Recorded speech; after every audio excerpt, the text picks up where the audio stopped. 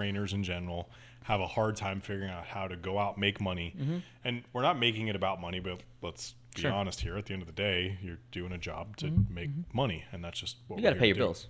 You got to pay your bills. Exactly.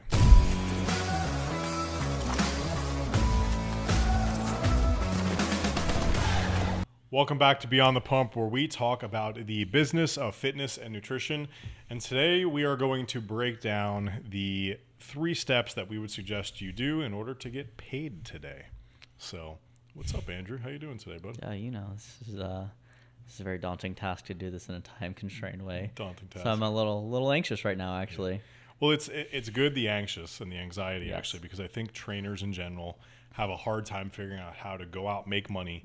And we're not making it about money, but let's be honest here. At the end of the day, you're doing a job to make money, and that's just what You got to pay your bills.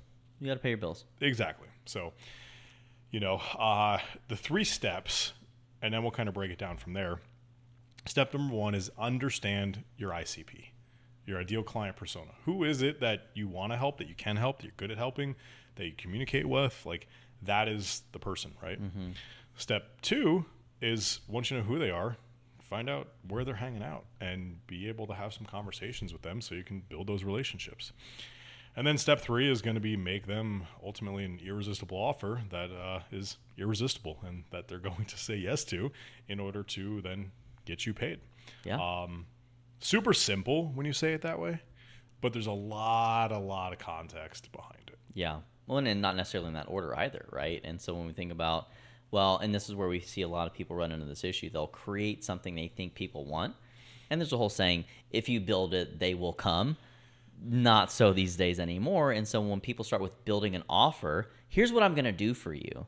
And they don't back it into, and that offer is not based upon the pre-work, which would be know who you want to talk to, know what medium or where to find them, right? Because when you're pitching or you're offering something via Zoom or a webinar versus doing it in person, one-to-one, one-to-many, there's a lot of different things that'll change how you would effectively take the offer and present it.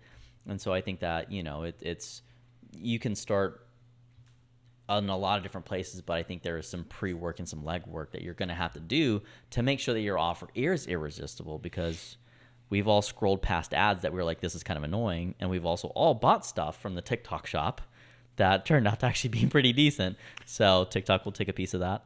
Now, but I mean, yeah, Steve, so you mentioned the 3-parter here, like the 3 items that people should consider when they're trying to make money today. And I guess which of those do you want to expand on first? Because you could go either way. So first and foremost, we have an entire blueprint laid out that we actually take 3 to 4 hours to go over all of this stuff in depth and add detail. Like, know that the next 15 minutes isn't going to be every single thing. Yeah. But understand it is the tip of the iceberg, right? Just for context here. Because I don't think anybody wants to listen to us banter on YouTube for 4 straight hours. So if you do, so lucky, smash that like button, because we'll do it. But anyways, thing number 1, I'll go in order, is understanding your ICP and ICAs, your ideal client, like a lot of words that people can throw around, whatever. But at the end of the day, who is the person that you want to serve and you can serve? Like, we want to understand that. Yeah. It's not just how old they are and what problem we solve, but also what does their life look like? What, call it geographically and demographically, is going on in their world? Are they somebody who can and should be paying $100 a month for services or $1,000 a month for services? All of those things matter. If they are an extremely busy mom with 5 kids running around, everything else in between, what are they doing for themselves? Are they doing anything for themselves? Just understanding all those components becomes super important. Are they a high-powered executive in a $100 billion a year company, or are they a self-proclaimed CEO in their $80,000 a year company? Those things all matter. Oh, don't get me on the tangent about CEOs. No. I just stay focused. Stay focused. But so that's the first big thing. And without the detail per se, what I'll tell you is a great brainstorming partner on this is going to be any of the AI platforms out there. We do have a chat prompt guide that we have available in the blueprint that you can go ahead and get access to if you wanted. But For purposes of this and the generalization, that is big step number one. Use chat to start to answer those questions. Yeah. Oh, I would also add that if you are someone that's like considering coaching and you have no idea who you would even be well equipped to serve, I would probably just be as detailed as possible about your own experiences and where you've started, because that is a fast track way to success if you've had success. And if you haven't, frankly, I think the first step for you actually might be to go hire a coach. And that's going to be a little bit lengthy, but that's faster than reading a book and trying to work your way through that. So go find someone to mimic, or, literally diagram out the person that you were when you were starting to get interested in health and fitness, because that's the person you're probably trying to help navigate those couple initial things, and list out all the things that they were struggling with, all the frustrations they had, all the obstacles they had, and then just kind of create your thing around that. And I would say that that'd be a really easy first step. If you don't know how to define your ideal client, your ICP, then I would say probably what I would suggest. Yeah, and once you have that generalized kind of idea of who it is, the next thing that I would say that you do, and here's, again, part of the prompting, and again, this is in a guide, understanding that person at great detail becomes the challenge. Because now what we need to do is, all right, where do they hang out and what offer are they going to say yes to?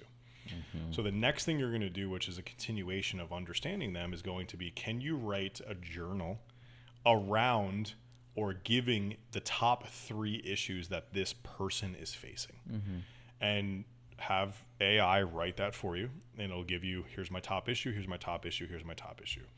Want to lose weight, I this, I that, whatever the things might be. Then let's go deep and ask it to write a separate journal entry deeper on each one of the top 3 items that they're facing. And now you're going to start to understand kind of in detail, in depth, the words that they use, the true problems, the reason why their problems exist, what's kind of going on. And, when you talk about the whole idea of explaining what you do versus actually the outcomes you create, and like all the work you're going to have to do to solve your problem versus painting this dream picture. You told me the story about the one guy who wrote up his pricing offers, and it was just like, here's all the things. Yeah. And, I think we called him like, I don't know, Tom, whatever. But it was just this whole, that sounds daunting. But instead, what we want to understand is, all right, what problem do you have? What problem can I solve? Problem you have, what problem can I solve? Yeah. Go down that road and start to understand it.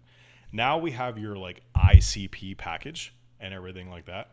Now what we can do is go from step 1, and I'm going to actually jump here, go to step 3, because you want to have your offer crafted so that way when you're in person doing step 2, you now can actually make the offer to them, right? So slightly out of sequence with intention here.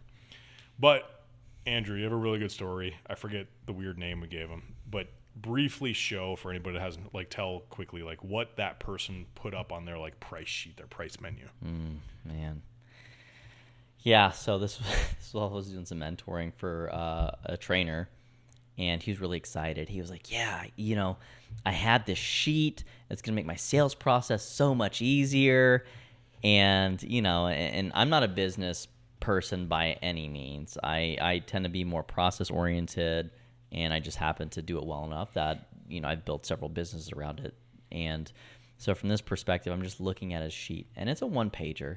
And he has a couple different options. He's like, for $3,000, you can meet with me 16 times a month. That's going to get you 1 Pilates session. That's going to get you 2 training sessions. It's going to get you 1 nutrition coaching session every week. And then he had like a couple different ones that were downsell options. And the bottom one was like, this is the baseline. It's like $460 or something like that.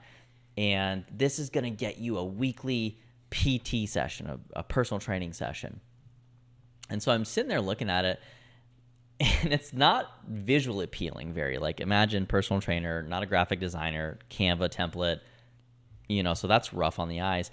But I'm sitting there thinking, and all I can see is that, you mean I'm going to give you $3,000, putting myself in the consumer shoes, I'm going to give you $3,000, and then I have to do these things?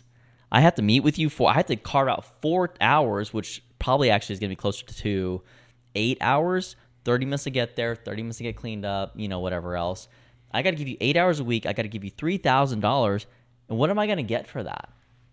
And so this individual had a little bit of the process wrong. And if you haven't watched the problem awareness episodes, we have those. They're way early.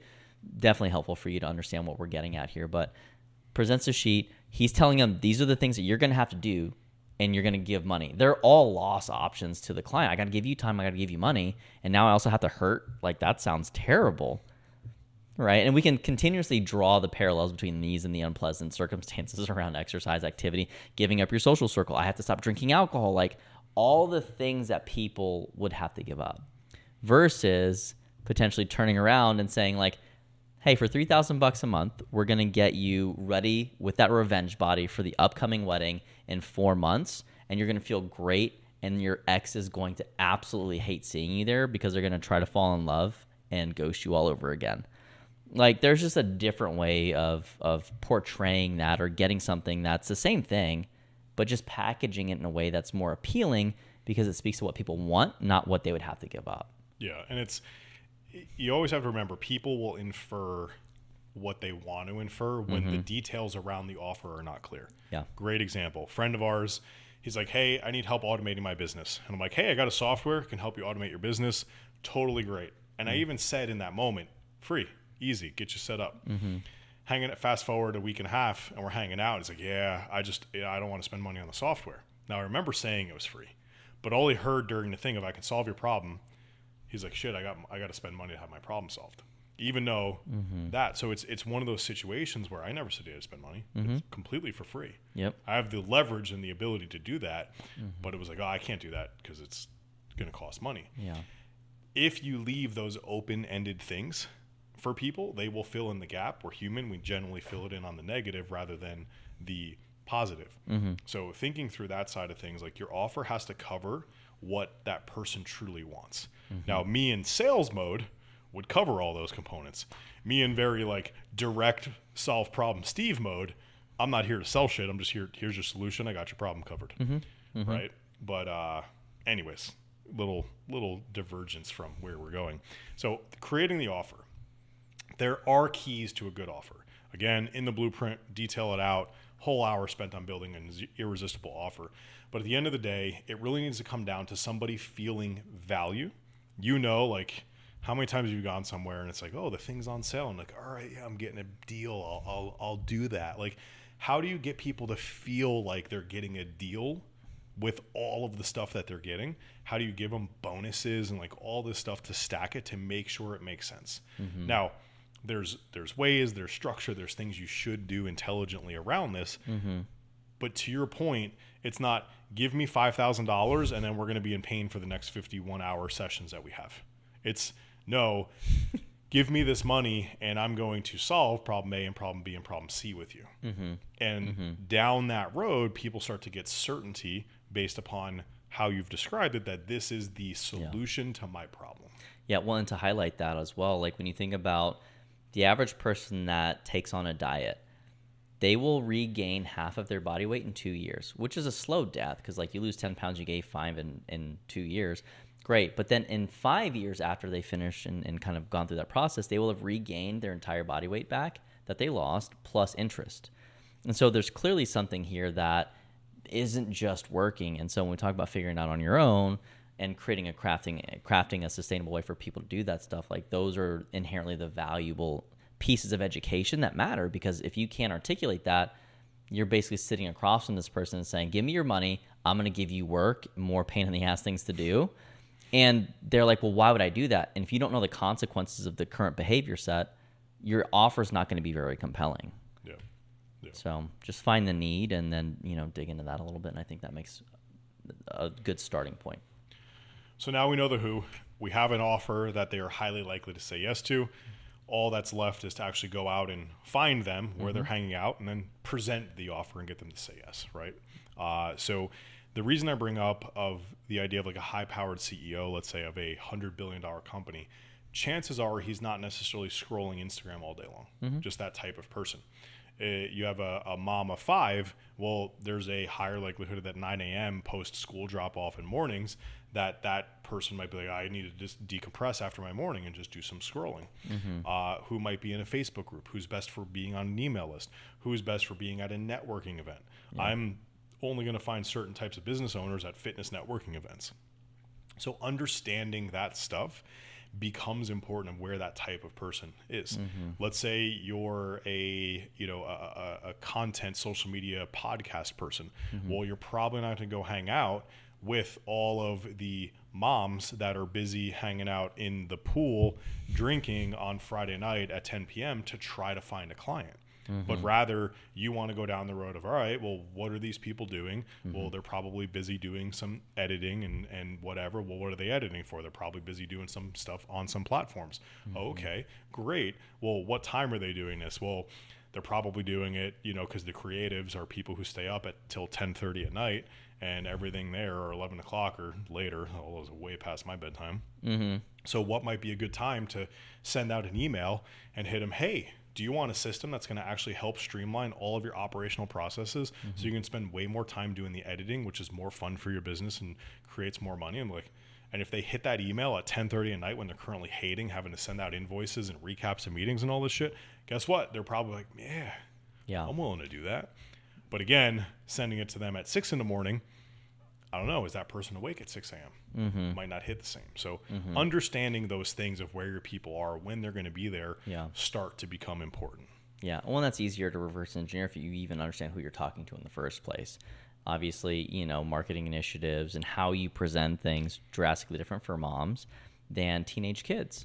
And it's interesting because we know that there are evolutionarily biological fundamental motives as to why people do things.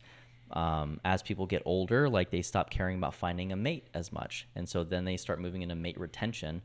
And so like that just changes some of the dating paradigm, just to use these as an idea. But when we are marketing to people that care about social status, people that are climbing the corporate ladder, people that are at the top of the corporate ladder, like that's why this is so important for people to truly take the time to identify and then troubleshoot through experience of like, I like these people, I tried this thing, it didn't work. Let me either try it better, do it better, or let me go ahead and just retool and completely scrap it and try something new. But I cannot highlight enough and reiterate that this is such an important process. And if you nail it, like you will be significantly better at predicting your business growth and what your monthly revenue will be, because you'll be able to reliably go find these clients, create an offer, and then you'll have an idea like, I need to talk to 10 people to get 5 to be interested, to get 2 people to show up, to close 1 person. So now you just go talk to 10 people every day and you're going to get 1 new client every day roughly. So that's how we would encourage you to make a client today, probably 3-4 hours if you did that whole thing. If you need a blueprint, we have one. Or it's I think you can take any number of ways to go do that, but I think just putting a bow on it makes sense. There's your 3-step process. Let's not overcomplicate it again. But this is 20 minutes delivering you the high-level overview of the things you can and should be doing in order to solve this problem. There is way more depth we can go into, and we do go into that stuff elsewhere. But so deep. For this, just make sure you really focus on those 3 things. Any AI platform is going to be helpful, and that's going to help solve a problem. But otherwise, appreciate you joining in today where we break down the business of fitness and nutrition here at Beyond the Pump. If you like the episode or got some value out of it, hit that like button, share it with somebody who might need to hear this. Subscribe so you can see the next episode. And if you want us to chat about a specific topic, throw a comment down below so we can see it. But until next time, gang, we'll see you later. Just the tip.